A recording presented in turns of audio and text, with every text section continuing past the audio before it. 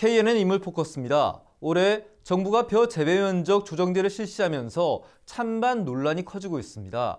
과연 정책 방향이 올바른지 또 제대로 효과를 거둘 수 있을지를 놓고 찬반이 많이 엇갈리고 있는데요. 실제로 김해에서는 벼 재배 면적을 줄이려고 노력했음에도 불구하고 오히려 더 늘어난 것으로 나타나 눈길을 끌고 있습니다. 오늘은 김해시의회 주정영 의원 모시고 이야기 나눠보겠습니다. 안녕하십니까? 안녕하십니까? 네, 2000년대 초반부터 정부에서는 상당히 이 벼 재배 면적을 줄이기 위해서 노력을 해왔는데요. 그 사이 김해는 오히려 재배 면적이 늘었다고 들었습니다. 정확히 지금 상황이 어떻게 돼 있는 거죠? 네, 정부는 쌀값 안정을 위해서 벼 재배 면적 감축 정책을 추진했지만 우리 김해시는 21년부터 24년까지 오히려 8% 증가했습니다. 같은 기간 경남 전체는 2.5%, 전국은 4.7% 감소한 것과 비교하면 김해는 정부 정책과 반대되는 흐름을 보였다고 보여집니다. 그리고 벼 재배 면적 감축이 전국 평균에 많이 못 미치는 우리 경남 지역의 경우 쌀값 하락폭이 전국 평균보다 컸습니다. 2024년 전국 농협 RPC 수매가 분석 결과 경상권 8개 권역 중에 가장 큰 폭으로 하락했고요. 수매 가격도 전국 최하위였습니다. 이는 김해를 포함한 경남 지역의 벼 재배 면적 조정과 정책 대응이 미흡했다는 것을 보여줍니다. 네, 이렇게 벼 재배 면적이 늘었으면 당연히 쌀값에도 어떤 영향을 미쳤을 것 같습니다. 우리 김해 지역 농민들에게는 어떤 영향을 미쳤을까요? 네, 2024년 김해 지역 쌀 수매가는 52,000원으로 전년 대비 13%, 4년 전보다는 20% 하락했습니다. 하지만 이는 단순한 가격 하락의 문제가 아닙니다. 쌀값이 떨어진 반면에 비료, 농약비, 인건비 등 농협 경영 비용은 급등했고요. 농가의 부담이 더욱 커졌습니다. 물가 상승을 고려하면 현재 쌀 수매가는 사실상 절반 수준으로 하락한 것이나 다름없습니다.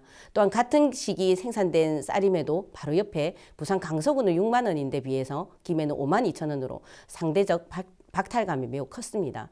또한 김해 쌀 수매가는 김해 농협 RPC에서 결정하는데요. 독점 구조를 가지고 있을 뿐 아니라 농민들이 실질적으로 참여할 구조도 없습니다.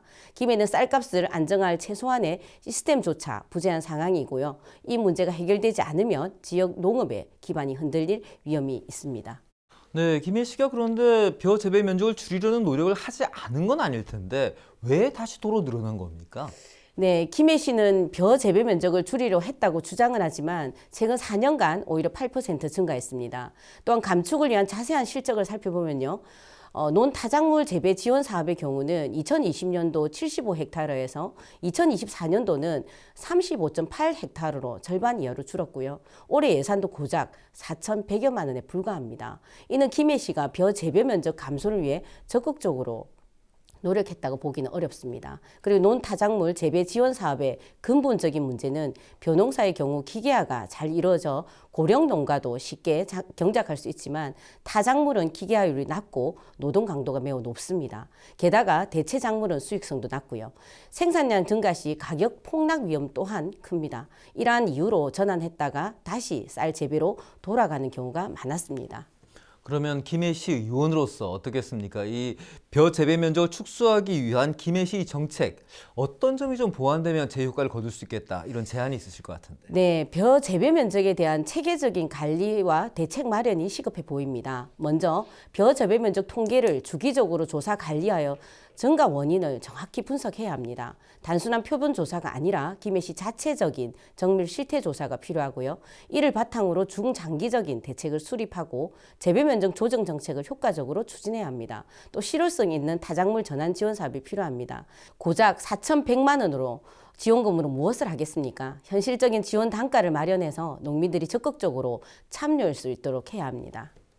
네, 이번엔 좀 더 큰 틀에서 한번 여쭤보겠습니다. 정부에서는 벼 재배 면적 조정제를 올해 도입해서 어떻게든 줄이겠다라고 나섰는데요. 반면 일본이나 필리핀에서는 쌀이 부족해서 지금 쌀값이 폭등하고 있습니다. 이런 측면을 다 감안했을 때 과연 우리가 생각하는 벼 재배 면적 조정 지금처럼 가면 될지 아니면 어떤 방향으로 가야 될지 의견 부탁드리겠습니다. 네, 지난 12월 정부는 쌀 산업 구조개혁 대책을 발표하며 생산량을 줄여서 쌀값을 안정화시키고 농가 소득을 보호하겠다고 했지만 단순한 재배 면적 감축은 근본적인 해결책이 될 수 없습니다.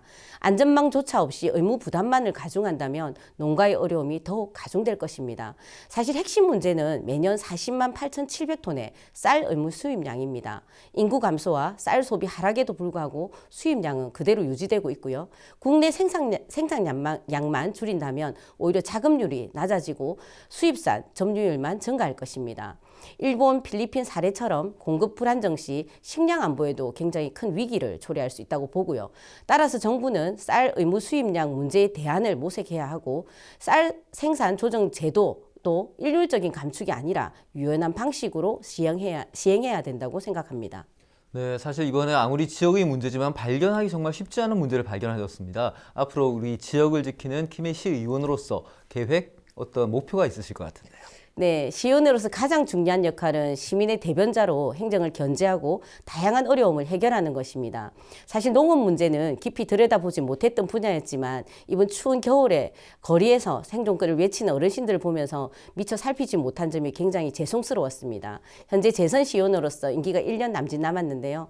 삼선 도전이나 도연 출마를 권유받지만 이는 시민들의 뜻에 달려있어 제가 장담할 수는 없습니다. 그래서 마지막이란 각오로 하나라도 더 해결해야 한다는 조급한 마음이 사실은 큽니다.